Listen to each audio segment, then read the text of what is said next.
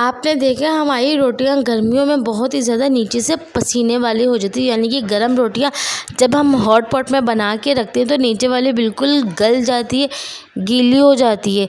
और जो ऊपर की रोटियां होती है वो भी बहुत ज़्यादा गिलगिली सी हो जाती है। इनके लिए बहुत ही ज़बरदस्त टिप्स आपके साथ शेयर करूँगी। और छोले या लोबिया अगर हम रात को भिगोना भूल जाएं तो हम किस तरह सुबह भिगो सकते हैं, या पकाने से 2 घंटे पहले भी आप भिगोएंगे तो आपके छोले और लोबिया आराम से गल जाएंगे। टमाटर को ख़राब होने से बचाने का बहुत ही ज़बरदस्त तरीका आपके साथ शेयर करूँगी। बकरा ईद आने वाली है, बकरा ईद स्पेशल आपके लिए लेकर आई हूँ।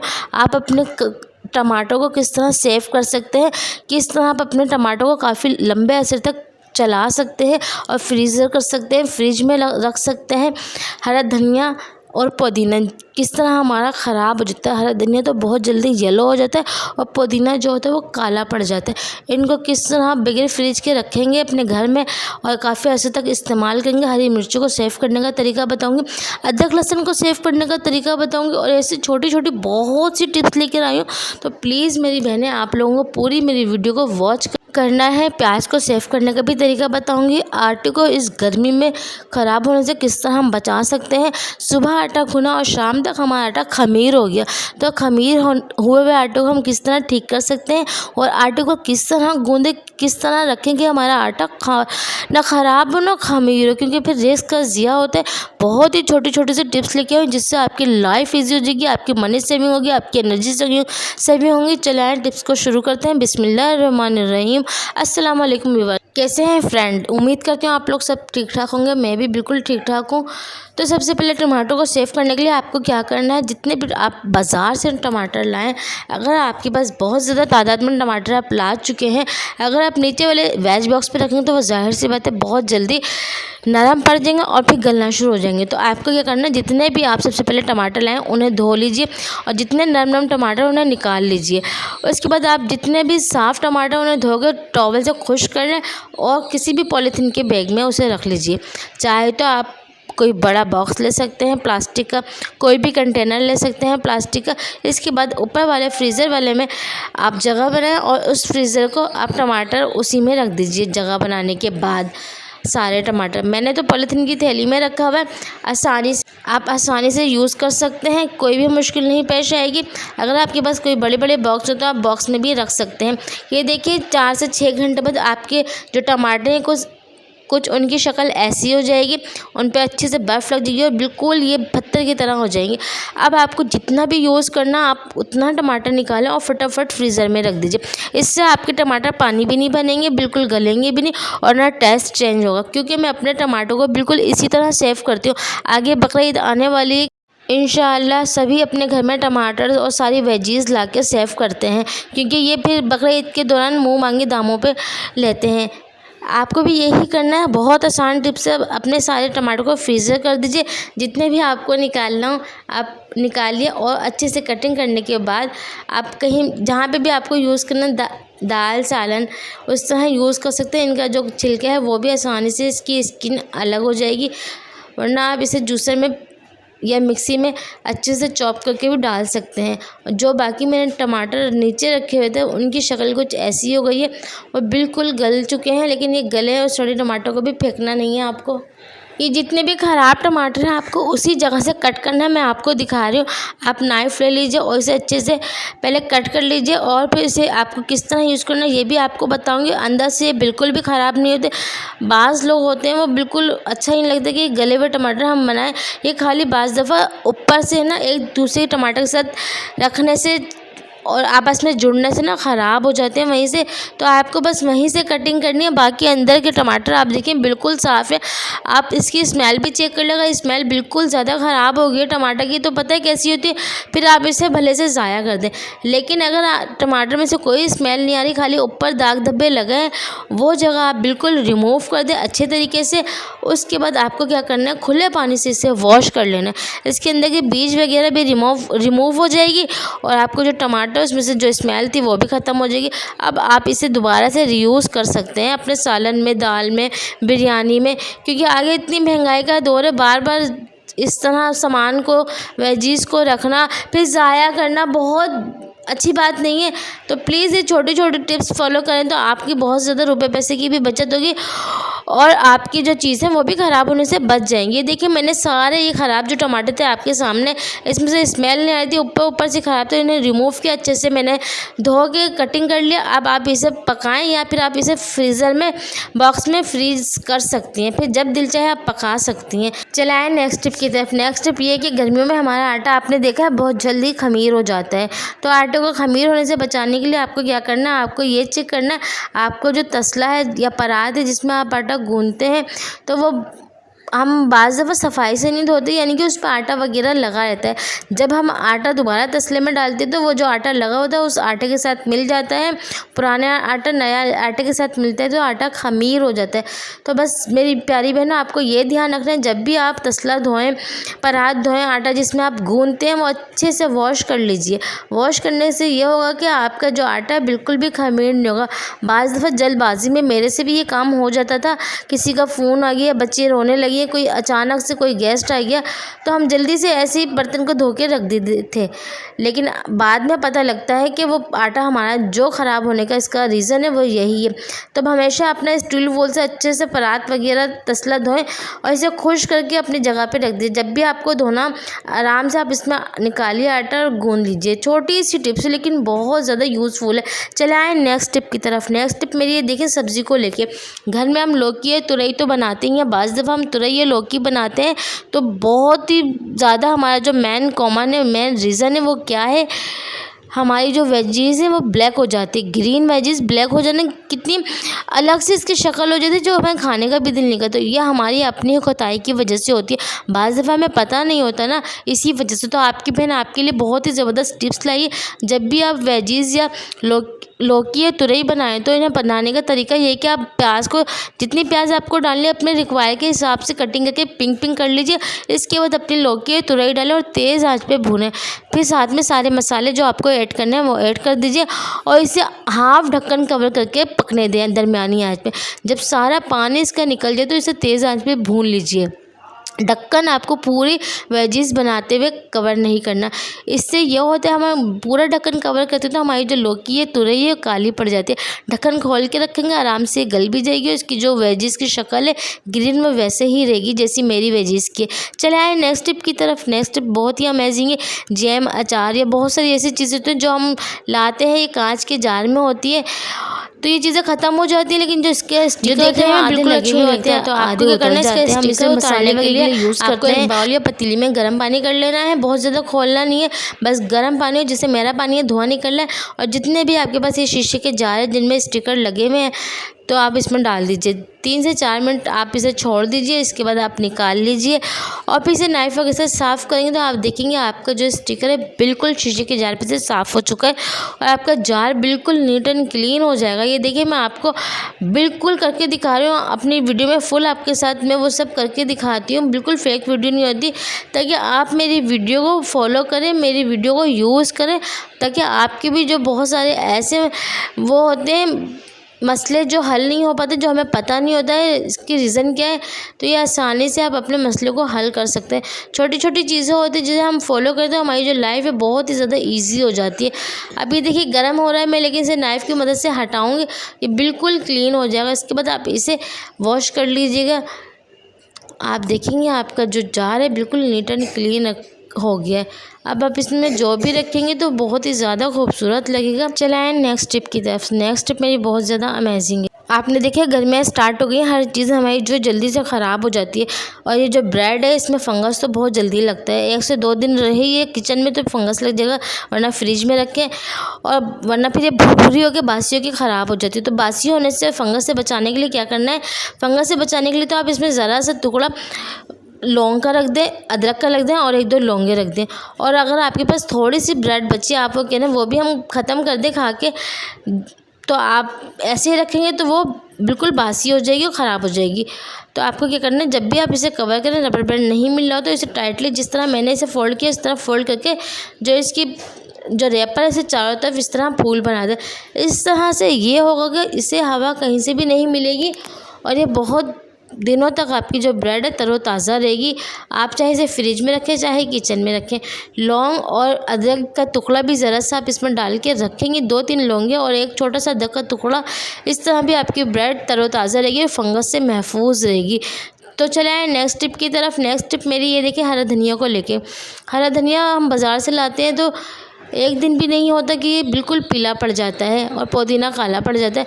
तो इन दोनों को काफ़ी दिनों तक चलाने के लिए सबसे आसान हल ये तो कि जब भी आप हरा धनिया की गड्डी लाएं, पुदीने की लाएं, इन्हें खोलिए, इनमें थोड़ी सी हवा लगाइए और फिर इन्हें किसी भी कागज़ में लपेट के फ्रिज में रख दें। अच्छे से पेपर में लपेटे, लिफाफे में लपेट और इसे कवर करने के बाद इसे फ्रिज में रख दीजिए। ये काफ़ी दिनों तक चलेगा। अगर आप फ्रिज में नहीं रखना चाहते हैं, आप बाहर ही रखना चाहते हैं 2 से 4 दिन के लिए, तो आप एक कांच के गिलास लें, उसमें पानी डाल दें, टैप वाटर, और इसमें हरा धनिया इसकी गड्डी खोलें, ख़राब जो हरा धनिया वो निकाल लीजिए। फिर इसे आप डंठल के समेत जिस तरह मैंने आपको दिखाया है वीडियो में डाल दीजिए और ये आपके किचन में साइड में रखा रहेगा। बहुत ज़बरदस्त भी लगेगा, एक अच्छा सा ऑर्गेनाइज़र तैयार हो जाएगा किचन के लिए। और जितनी ज़रूरत होगी आप रोज़ निकालिए, इसके पत्ते से वॉश कीजिए और सब्ज़ी में, सालन में, दाल में डाल दीजिए। इस तरह आपका जो हरा धनिया 4 से 5 दिन तक महफूज हो जाएगा।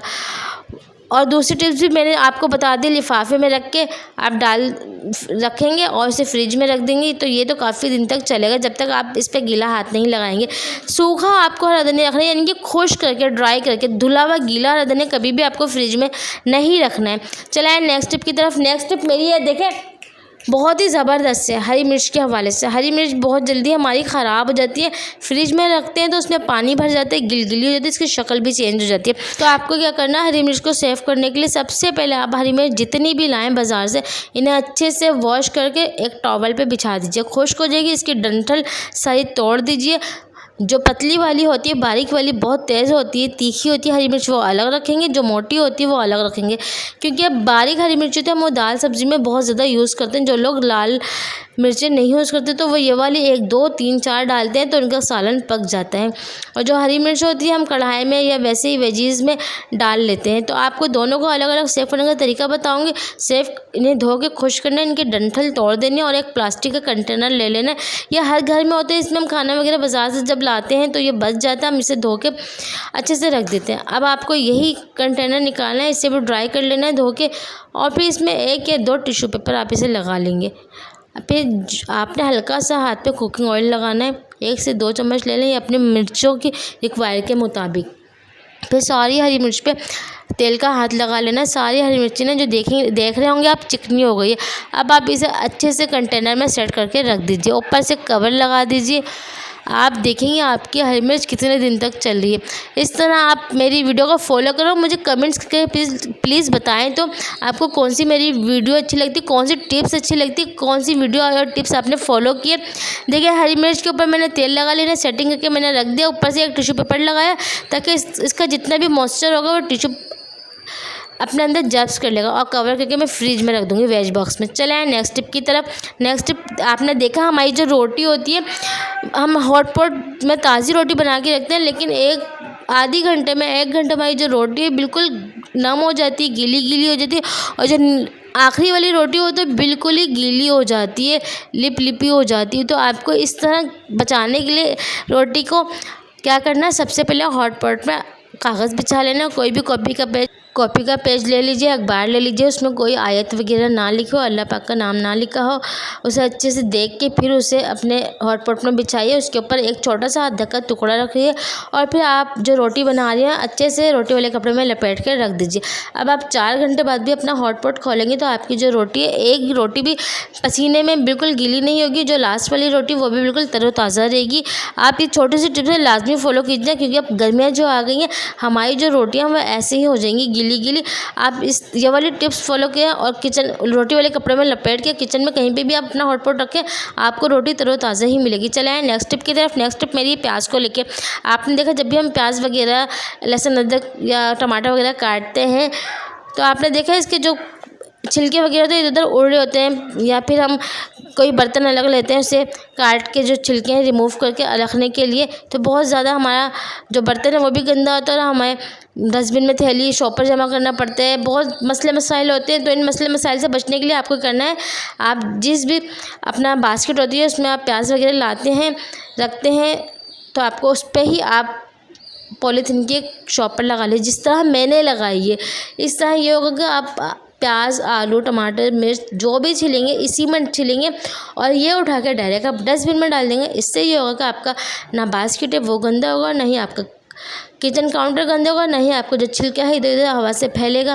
तो ये छोटी सी टिप्स होती है जो हमारी बहुत सारी मुश्किलों को आसान बना देते हैं, क्योंकि छिलके को हम वैसे भी डस्टबिन में डालेंगे शॉपर में करके, तो आप वो शॉपर अपने बास्केट पे ही लगा लें आसानी से। बस सारे देखें, मैं आपके सामने करके दिखा रही हूँ, कोई ढकी छुपी बात नहीं है। सारी वीडियो मैं खुद पहले फॉलो करती हूँ, फिर मुझे रिजल्ट मिलता है, मुझे अच्छी लगती है तो मैं अपने दोस्तों अपनी बहनों के साथ शेयर करती हूँ। तो आपका फ़र्ज़ बनता है मेरी वीडियो को फॉलो करें, मेरी वीडियो को लाइक करें, अगर अच्छी लगती है तो फिर अपने फैमिली फ्रेंड्स में भी शेयर करें। अब देखिए मैंने सारे छिलके इसमें डाल दिए हैं। अब मैं ये उठाऊंगी शॉपर, इस तरह आसानी से उठा ली और डस्टबिन में डाल दी। बिल्कुल भी बिखरावा नहीं हुआ, फैलावा नहीं हुआ और धोने धाने का चक्कर भी नहीं हुआ। अब मैं प्याज काट के सालन बना लूँगी। बहुत छोटी सी टिप्स है लेकिन बहुत ही ज़बरदस्त है। चलें आइए, ये लहसुन को सेव करने का, छिलने का आसान तरीका आप देखें। लहसुन हम बस बकरीद आ रही है तो बाज़ार से ला के रखेंगे, छिल के रखेंगे, पीस के रखते हैं बाज़ लोग, तो बहुत आसान तरीका है। छुरी वगैरह नहीं हो या हमारे नाखून बहुत ज़्यादा छुरी से भी छिलते तो दर्द करने लगते हैं, तो आप एक बोतल का केप ले लीजिए। बहुत ही ज़बरदस्त ये वर्क करता है लहसुन वगैरह छिलने के हवाले से। आप लाजमी इस वीडियो को फॉलो कीजिएगा, फिर मुझे बताइएगा किस कदर आपको ये वीडियो अच्छी लगी, कितना आपको मज़ा आया इस वीडियो को फॉलो करने में। तो मेरे सारे लहसुन है जो मैं ये बोतल के कैप से छिल लूँगी और इन्हें किसी भी कांच के कंटेनर में वॉश करके खुश्क करके रख दूँगी। कंटेनर भी मेरा खुश्क होगा, जो शीशे की बोतल मैंने धोते हुए पहले दिखाया उसमें कर दूँगी।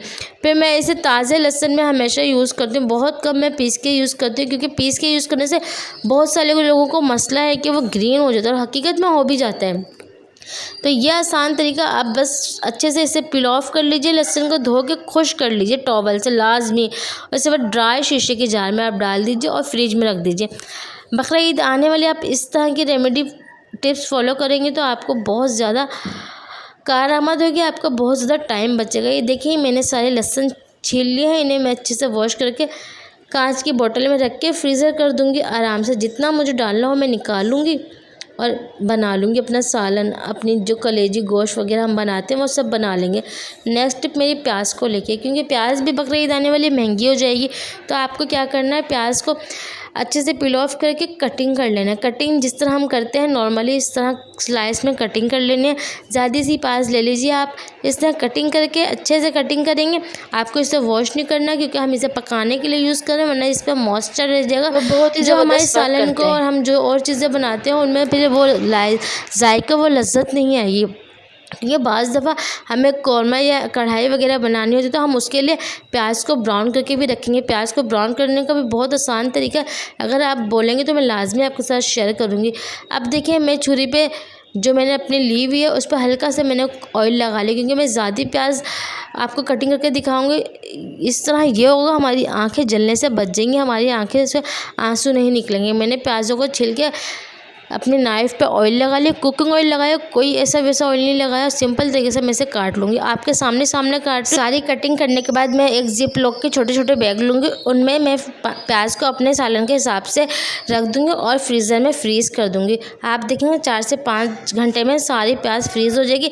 जब मुझे सालन बनाना होगा मैं निकालूंगी और सालन में डाल के सालन बना लूँगी। चलाएँ नेक्स्ट टिप की तरफ। नेक्स्ट टिप मेरी बहुत ही ज़बरदस्त है। आपने देखा है जब भी हम आटा गूँथते तो हमारा आटा है वो तसले से चिपक जाता है, तो हम बाज़ दफ़ा क्या कहते हैं हम तसले को धोकर फिर ही आटा गूँथते हैं, जिसकी वजह से हमारा तसला गीला हो रहा होता है और तसला हमारे इधर उधर भागता भी है। तो आपको सबसे पहले तसले के नीचे एक कपड़ा बिछा लेना, फिर आपको 1 चम्मच ऑयल डालना है और ज़रा सा पानी के करीब पानी डाल देना है और दोनों को अच्छे से मिला लेना है। इसके बाद आप नमक डालना चाहिए तो नमक डाल दीजिए, फिर आटा डाल दीजिए। जितना आटा आपको गूँथना है सारा आटा आप एक ही दफ़ा में डाल दीजिए और अच्छे से इसे मिक्स कीजिए। इसके बाद ये होगा कि हमारा जो आटा है हमारी तसले से चिपकेगा नहीं। अच्छे से सारे आटे को देखिए आपके सामने मैं मिला रही हूँ। अब आप पानी डालूंगी और पानी के हिसाब से जिस तरह हम नॉर्मली आटा गूंथते हैं, रोज़ ही सब आटा गूंथते हैं, इस तरह आप आटा गूंथ लीजिए। बहुत ही आसान वे में आपका आटा भी गूंथ जाएगा और आप देखेंगे आपकी जो रोटी इतनी नरम और मुलायम बनेगी, ना आटा ख़राब होगा फटाफट और ना आटा आपके परात से चिपकेगा। इस तरह आप आटे के हिसाब से आटे में पानी डाल दीजिए और अच्छे से इसे सब एक डो बना लीजिए और फिर अच्छे से मुक्की लगा लीजिए। इस तरह ये होगा कि आपका जो आटा बिल्कुल सॉफ्ट बनेगा और जो आपका तसला है वो भी बिल्कुल साफ़ हो जाएगा। नीट एंड क्लीन तसला भी हो गया और आटा भी बिल्कुल नहीं तसले में चिपका। अब मैं इसे आधे घंटे के लिए रेस्ट दूंगी और फिर बाउल में निकाल के फ्रिज में रख दूंगी। फ्रिज नहीं है तो आप ठंडे पानी से आटा गूने अपने हॉट पॉट में रख दीजिए। इस तरह आपका आटा सुबह गूनेंगे तो रात तक आपका आटा ख़राब नहीं होगा। और अगर आपको 3 से 4 दिन के लिए सेव करना है तो आप फ्रिज में रख सकते हैं कवर करके। आप देखें ताज़ा आटे के लोग बोलते हैं रोटियाँ नहीं बनती, मैं आपको देखें रोटी बना के दिखा रही हूँ। कितनी बड़ी मैंने आपके सामने रोटी बेली है, बनाई है। बिल्कुल भी आप इसे सेक लीजिए, आराम से सिक भी जाएगी और फूलेगी भी। ये छोटे छोटे से टिप्स होते हैं जिसे हम फॉलो करके अपनी ज़िंदगी को आसान बना सकते हैं। मैं इसी आटे से देखें आपको पराठा भी बना के दिखा रही हूँ। पराठा आपको बस रोटी की तरह बेलना है, घी लगा के आप इसकी लेयर बना लीजिए और इस तरह पेड़े बना के आप रख दीजिए। आप देखेंगे आपका जो काम है मिनटों में हो जाएगा। आपको बिल्कुल भी मेहनत नहीं करनी पड़ेगी, ना ही आपको अलग से आटा गूंथना पड़ेगा। इसी आटे के आपके जो पराठे हैं वो बहुत ही ज़बरदस्त बन के रेडी होंगे। इस तरह आप अपने पराठे रोटियाँ बनाएँ और फिर मुझे दुआएँ दीजिए, क्योंकि बड़े बूढ़ों का कहना है कि आटा जितना सॉफ्ट होगा उतनी ही ज़्यादा नरम और सॉफ्ट रोटी बनेगी, उतने ही ज़्यादा खस्ता पराठे बनेंगे। पराठे बनाने का भी तरीका आपको इसी आटे से मैंने शेयर किया है, रोटी बनाने का भी किया है। तो प्लीज़ मेरी इस वीडियो को लाजमी फॉलो कीजिएगा और मुझे बताइएगा। देखिए कितने सारे पेड़े रेडी कर लिए। अब आप आराम से रात को बना के रख दीजिए, सुबह बच्चों को, अपने हस्बैंड और जितने भाई वगैरह आप उनके लिए आसानी से पराठे बना सकते हैं।